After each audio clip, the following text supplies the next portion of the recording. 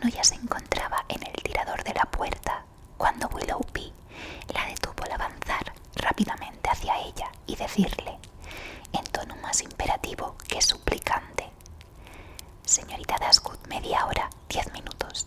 Le ruego que se quede». «No, señor», replicó ella con firmeza. «No me quedaré. Nada tengo que ver yo en sus asuntos. Supongo que los criados olvidaron decir que el señor Palmer no se encontraba en casa, aunque me hubieran dicho», exclamó él, «que el señor Palmer y toda su parentela estaban en el infierno. No me habrían movido de la puerta. Es con usted que quiero hablar, solo con usted, conmigo». Había enorme asombro en su voz. «Bien, señor, sea rápido y, si le es posible, menos vehemente. Siéntese y acataré ambas órdenes». Elinor vaciló. No sabía qué hacer. La posibilidad de que llegara el coronel Brandon y lo encontrara ahí se le cruzó por la mente. Pero le había prometido escucharlo y en ello estaba comprometida. Su curiosidad no menos que su honor. Tras un momento de reflexión, entonces, que la llevó a concluir que la prudencia exigía darse prisa y que su consentimiento era lo que mejor podía lograrlo, caminó en silencio hacia la mesa y se sentó. Él ocupó una silla frente a ella y durante medio minuto no cruzaron palabra. «Le ruego sea rápido, señor», le dijo Elinor en tono impaciente. «No tengo tiempo que perder». Sentado con aire de profunda meditación, él pareció no haberla oído. «Su hermana», dijo, «está fuera de peligro. El criado me lo dijo, gracias a Dios. Pero es verdad». Elinor no le respondió. Repitió él entonces la pregunta. «Por el amor de Dios, dígamelo. ¿Está o no fuera de peligro?» «Esperamos que lo esté». Willoughby se levantó y cruzó la habitación. «Si lo hubiera sabido tan solo media hora antes. Pero ya que estoy aquí», habló con forzada vivacidad. «¿Qué importa? Por esta vez, señorita Dashwood, quizás sea la última vez. Alegrémonos juntos». «Estoy de humor para la alegría. Dígame». Sus mejillas se iluminaron. «¿Cree que soy más un canalla o un necio?» Elinor lo contempló más estupefacta que nunca. Comenzó a pensar que debía estar ebrio. Era lo único que podía explicar tan extraña visita, tan insólitos modales, y con esta impresión se puso inmediatamente de pie, diciendo: «Señor Willoughby, le aconsejaría en este momento que volviera a Combe. No puedo seguir perdiendo tiempo con usted. Sea lo que fuera que desea tratar conmigo, será mejor que reflexione y me lo explique mañana». «Lo comprendo», replicó él. «Sí, estoy muy ebrio. Una pinta de cerveza con que me acompañe las carnes frías que comí en Marlborough bastó para transformarme». «¿En Marlborough?», exclamó Elinor. «Sí, salí de Londres hoy a las 8 de la mañana y los únicos 10 minutos que pasé fuera de mi calesín fueron los que dediqué a una ligera merienda en Marlborough».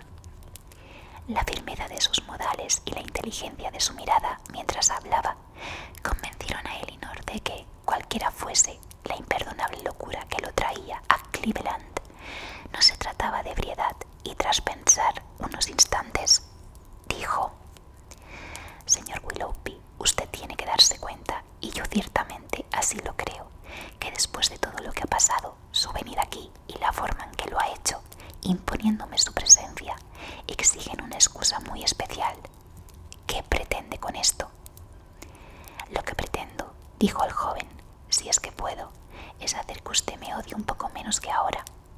Pretendo ofrecer alguna explicación, alguna disculpa por lo ocurrido en el pasado, abrirle mi corazón y convencerla de que, aunque siempre he sido bueno para nada, no siempre he sido un canalla, y de esta forma obtener un perdón de su hermana. Es el verdadero motivo que lo trajo aquí». «Por mi vida que sí», dicha con un fervor que trajo a la memoria de Elinor todo lo que había sido el antiguo Willoughby y que a su pesar le hizo creerle. «Si eso es todo, puede darse por satisfecho, pues Marianne, sí, hace mucho que le ha perdonado».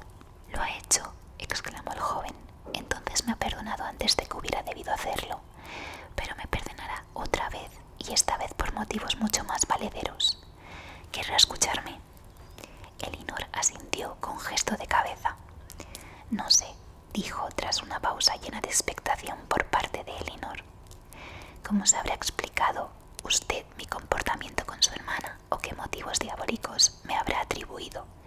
Tal vez le sea difícil pensar mejor de mí. Sin embargo, vale la pena intentarlo. Le contaré todo. Al comienzo de mi intimidad con su familia no tenía ninguna otra intención, ningún interés en la relación que pasar momentos agradables, mientras duraba mi forzada permanencia en Devonshire, más agradables de los que había disfrutado hasta entonces. Su hermana, con su aspecto adorable y atractivas maneras, no podía dejar de encantarme, y su trato hacia mí casi desde el principio fue increíble. Cuando pienso en cómo fue su trato y en cómo era ella, mi corazón ha sido insensible. Pero al comienzo, debo confesar, solo halagó mi vanidad, sin preocuparme por su felicidad, pensando solo en mi propia diversión, permitiéndome sentimientos que toda mi vida había estado acostumbrado a consentir. Me esforcé con todos los medios a mi alcance por hacerme agradable a ella, sin ninguna intención de corresponder su afecto. En este punto, la señorita Dashwood, lanzándole una mirada del más airado desprecio, lo detuvo. No vale la pena, señor Willoughby, que siga hablando o que yo siga escuchando. A un comienzo como este, nada puede seguir. No me angustie haciéndome oír más sobre este asunto. Insisto en que lo escuche. Nada fui dueño de una gran fortuna y siempre he sido de gustos caros. Siempre me he asociado con gente de ingresos mayores que los míos. Desde mi mayoría de edad o incluso antes, creo, año tras año, han aumentado mis deudas. Y aunque la muerte de mi anciana prima, la señorita Smith, me liberaría de ellas, dado que se trata de un hecho incierto y posiblemente distante, durante algún tiempo había tenido la intención de reconstruir mi situación a través del matrimonio con una mujer de fortuna.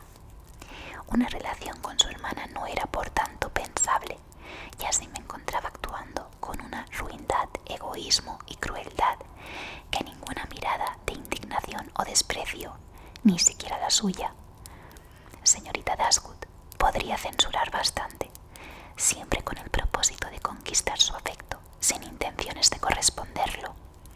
Pero hay una cosa que puedo decir a mi favor, incluso en ese horrendo estado de egoísta, y es que no sabía la profundidad del daño que tramaba, porque en ese entonces no sabía lo que era amar. Pero alguna vez lo he sabido. Bien, puede dudar, pero si realmente hubiera amado, ¿podría acaso haber sacrificado mis sentimientos a la avaricia? O lo que es peor, podría haber sacrificado los suyos. Pero lo he hecho para evitar una pobreza que su afecto y compañía habrían despojado de todos sus horrores. He perdido, elevándome a una situación de fortuna, todo lo que hubiese hecho de ella una bendición.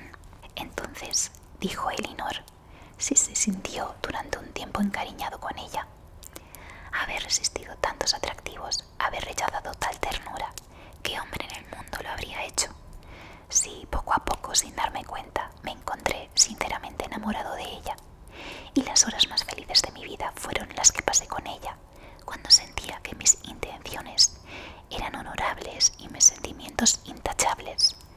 Incluso entonces, sin embargo, cuando estaba completamente decidido a plantearle mi amor, me permití contra todo decoro postergar día a día el momento de grandes apuros económicos.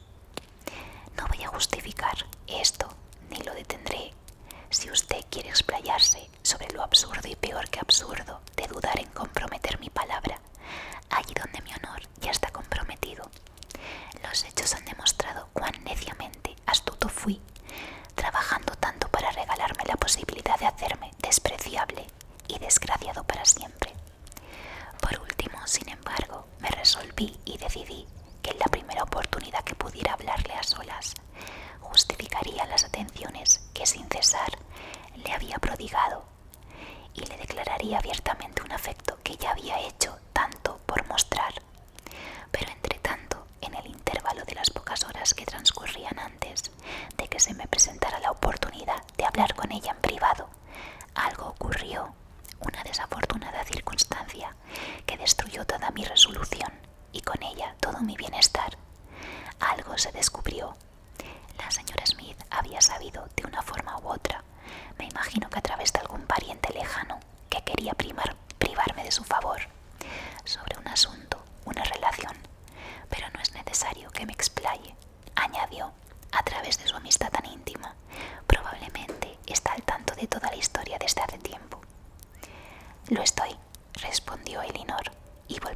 endurecer su corazón. Estoy enterada de todo y de qué forma para disculpar con sus explicaciones ni la más pequeña parte de su culpa en este atroz asunto. Es más de lo que puedo imaginar.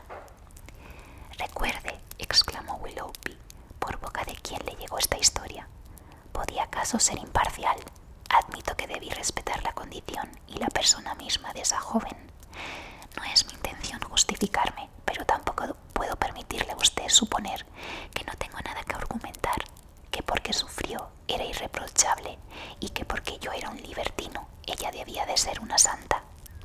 Si la vehemencia de sus pasiones, la debilidad de su entendimiento, pero no quiero defenderme. Su afecto por mí mereció un mejor trato y a menudo recuerdo con enormes sentimientos de culpa esa ternura que durante un breve lapso tuvo el poder de crear en mí una réplica. Como quisiera de todo corazón que ello nunca hubiera ocurrido, pero el daño que me hizo a mí es mayor que el suyo y he dañado a alguien cuyo afecto por mí era apenas menos ardiente que el de ella. Por su indiferencia hacia ella, esa desdichada niña, debo decirlo, por desagradable que me sea discutir un asunto como este, su indiferencia no es excusa para la cruel manera en que la abandonó. No imagine que ninguna debilidad, ninguna carencia natural de entendimiento en ella disculpa la insensible crueldad que usted mostró. Usted tiene que haber sabido que mientras se divertía en Devonshire con nuevos planes, siempre alegre, siempre feliz, ella se veía reducida a la más total indigencia. Pero le doy mi palabra, yo no lo sabía, replicó Willoughby. No recordaba no haberle dado mi dirección y el simple sentido común le debería haber indicado cómo encontrarla. Bien, señor, ¿y qué dijo la señora Smith? De inmediato me censuró la ofensa que había cometido y puede deducirse cuán grande fue mi confusión. La pureza de su vida, sus ideas, su ignorancia del mundo, todo estaba en contra mía. No podía llegar al asunto y vanos fueron todos mis esfuerzos por suavizarlo. Estaba predispuesta de antemano, según creo, a dudar de la moralidad de mi conducta y además estaba disgustada por la escasa atención, el brevísimo tiempo que le había dedicado en esa visita. En pocas palabras, terminó en una ruptura total. Una sola cosa me habría salvado en lo más extremo de su moralidad. Pobre mujer, ofreció olvidar el pasado si me casaba con Elisa. Eso era impensable y así fui formalmente expulsado de su favor y de su casa. Debía salir de allí a la mañana siguiente y la noche anterior la pasé reflexionando en cuál debía ser mi conducta futura. La lucha fue grande, pero terminó demasiado pronto.